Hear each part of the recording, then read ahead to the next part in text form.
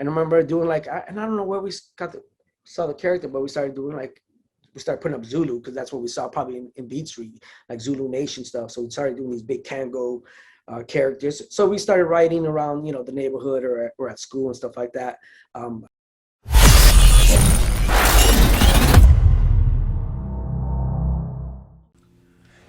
Now, eventually you leave Chicago and you find yourself in the desert oasis of Phoenix. Yeah. What was early 90s Phoenix like breaking scene like? Was it the return of Lil Ace? Well, there was nothing. There was nothing. I mean, at least tell me this. Tell me this, House. What was considered the North Side back then? Was that like over where North High School is, which is not even close to being North now? No, I think at least I think still like the Metro Center area was still North. Okay, because that's where I ended up moving, and you know that was the nicer area supposedly. So that was North Phoenix, right? Dang. Yeah, but there was as far as, and not to say that there weren't people. I know Phoenix has a history before 90. I know that for sure.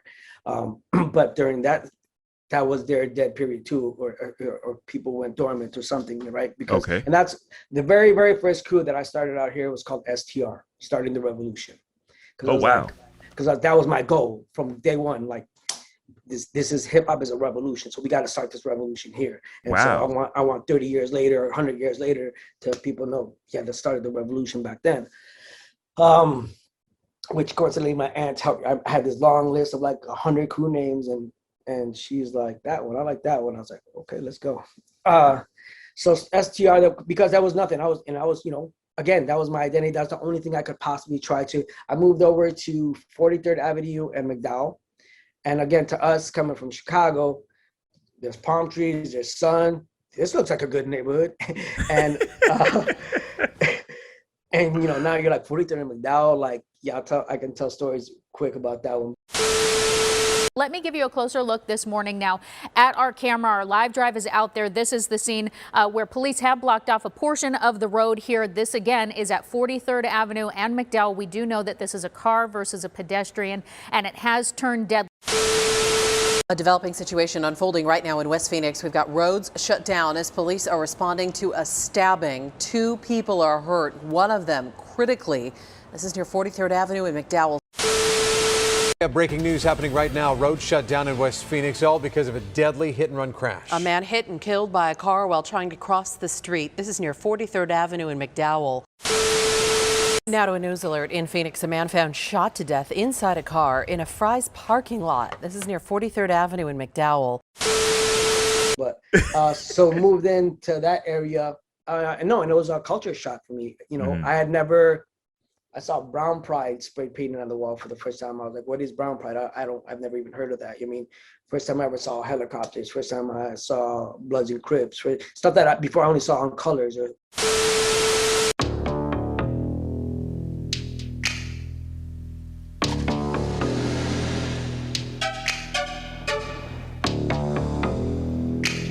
Hey, Blood. The gangs rule the streets. The streets are at war. The war must be stopped. We want a uniformed presence out in the street. They're flying their colors, we're flying ours. If I do something, I expect you to back me up.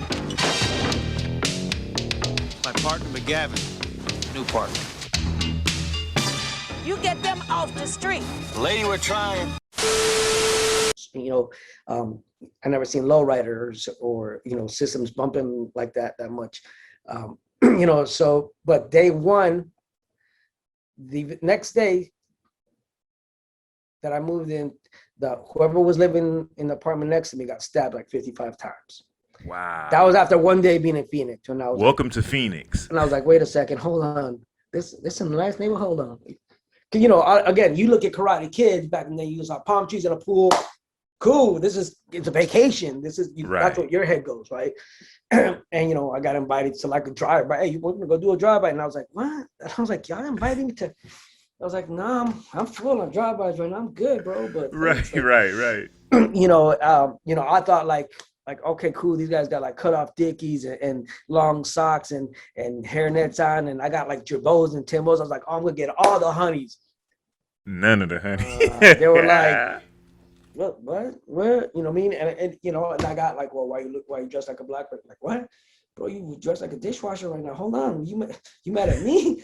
Hold on. You know, so I was confused. You know, drive-through liquor stores. Like, Arizona was a very, very confusing place. Circle K on 43rd and McDowell still had a place for you to roll up an entire horse up. And you saw that. Wow. Right. So I was like, yo, what? You know, I bugged out. Like and so in the first 5 years, I still spent more time in Chicago because I was freaking out here, bro. I was like, this is, you know, so I would go back the entire summers. I would go back for my birthday, for things, anything. Give me an excuse and I can go back. I'm going back. I mean, I drove back. I'm going back. I can't be here.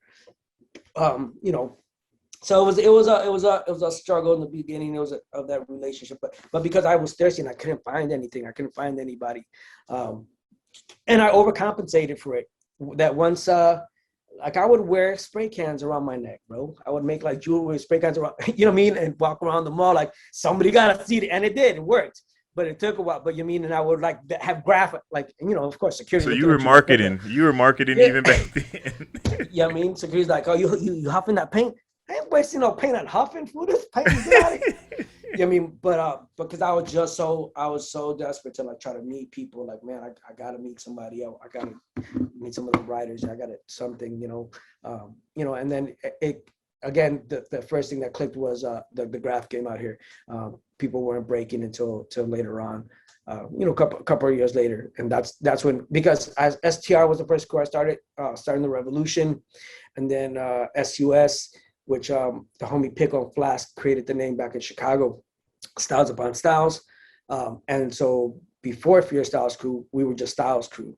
And that was like, okay, we're going to be the breakers for Styles Upon Styles, you know. And then it broke off to just Styles, and then it jumped into Furious Styles. How does Furious Styles begin? How do you go from SUS to Furious? We got invited by some cats that wanted to start a crew. They invited us to one of their practices. They invited us 3 because they had a little brother. They had a little brother and I had a little brother, but it didn't come till later. And they wanted to be called Versatile, which is funny because now this crew's called Versatile, right? But their ideas just weren't our flavor. You know, they're like, yeah, we're gonna paint bees on our hands. I remember this specifically. They're like, and when we battle, we're like, Versatile. And we're like, man, that's not really our flavor, but.